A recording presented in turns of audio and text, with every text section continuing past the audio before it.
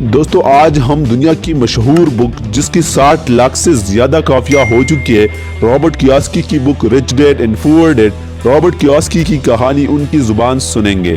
Robert Kiyosaki کہتی ہے، میرے 2 باپ تھے، ایک امیر تھا دوسرا غریب۔ ایک بہت پڑھا لکھا اور ذہین تھا، اس کے پاس پی ایچ ڈی تھی اور انڈر گریجویشن کی 4 سالہ کورس اس نے 2 سال میں مکمل کیا۔ اس کے بعد اس نے بلا ترتیب Stanford university, university of Chicago اور نارتھ ویسٹرن یونیورسٹی میں اعلیٰ تعلیم حاصل، اور اس دوران اسے حکومت کی طرف سے وظیفہ ملتا رہا۔ میرے دوسری باپ کی تعلیم کا خیال یہ تھی کہ وہ 8ویں جماعت فیل تھا۔ دونوں ہی اپنے میدانوں میں کامیاب تھے اور محنتی تھے، دونوں کی اچھی خاصی آمدن تھی، تاہم ان میں سے ایک زندگی بھر پیسے کے لیے کام کر رہا تھا اور دوسرا ہوائی کا امیر ترین آدمی بن۔ ایک جب فوت ہوا تو لواحقین کے لیے بے تحاشا دولت چھوڑ گیا، دوسرے نے اپنے بچوں پر قرض کا بوجھ منتقل کیا۔ دونوں ہی مضبوط، بااثر تھے اور جسمانی شخصیتوں کی مالک تھے۔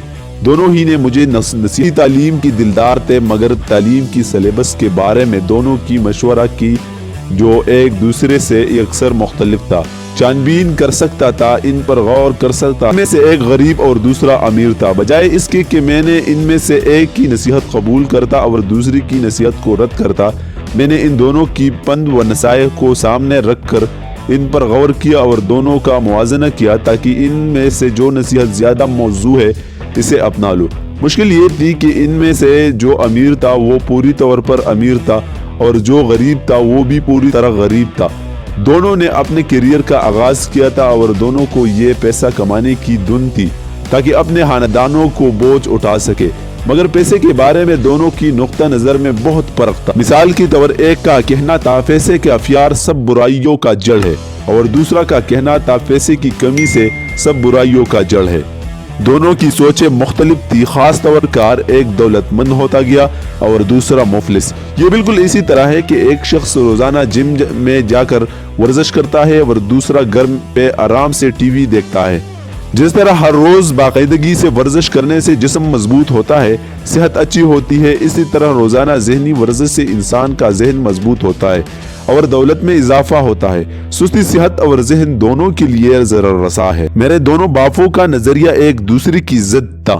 میرے ایک باپ کا عقیدہ تھا کہ دولت مندوں کو زیادہ ٹیکس ادا کرنے چاہیے تاکہ غریبوں کی خبرگیری ہو سکے۔ دوسرا کا کہنا تھا کہ ٹیکس کی ادائیگی سے ان لوگوں کو سزا دی جاتی ہے جو دولت پیدا کرتے ہیں اور ان لوگوں کو نوازا جاتا ہے جو کچھ نہیں کرتے اور بیکار میں وقت ضائع کرتے ہیں۔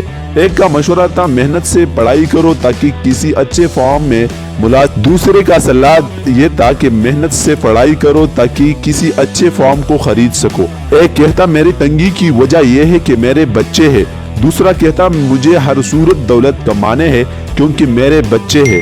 ایک عیاشیہ کے دوران پیسے کے بارے میں بات چیت کی حوصلہ افزائی کرتا، دوسرا کھانے کے دوران اس قسم کی گفتگو حوصلہ شکنی کرتا۔ پر اپنے واجبات ادا کرتے، ایک شروع میں ادائیگی کرتا اور دوسرا سب سے آخر۔ ایک کا خیال تھا کہ حکومت یا کمپنی ہمارے ضروریات کا دیکھ بھال کرے، ایسے ہر وقت تنخواہ میں اضافے کی فکر رہتی۔ وہ ریٹائرمنٹ کے بعد مناسب منصوبہ بندی کی تلاش میں لگا رہتا، علاج معالجہ کی اسکیموں کے بارے میں سوچتا، بیماری کی وجہ سے تعطیل اور چھٹیاں اس کی سر پر سوار تھے۔ وہ اپنے 2 چچاؤں سے بہت متاثر تھے جنہوں نے فوج میں 20 سال تک ملازمت کی۔ ریٹائرمنٹ کے بعد انہیں قابل رشک فوائد حاصل ہوئے، علاج معالجے کی ان کی سہولتوں کو وہ حسرت کی نگاہ سے دیکھتا اور افسوس کرتا کہ کیوں اس نے فوج میں شمولیت نہ کی۔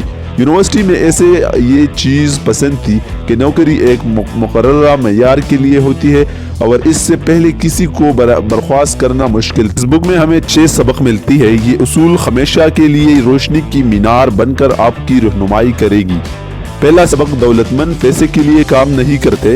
دوسرا سبق اقتصادی تعلیم کیوں ضروری ہے۔ تیسرا سبق اپنے کام سے کام رکھو۔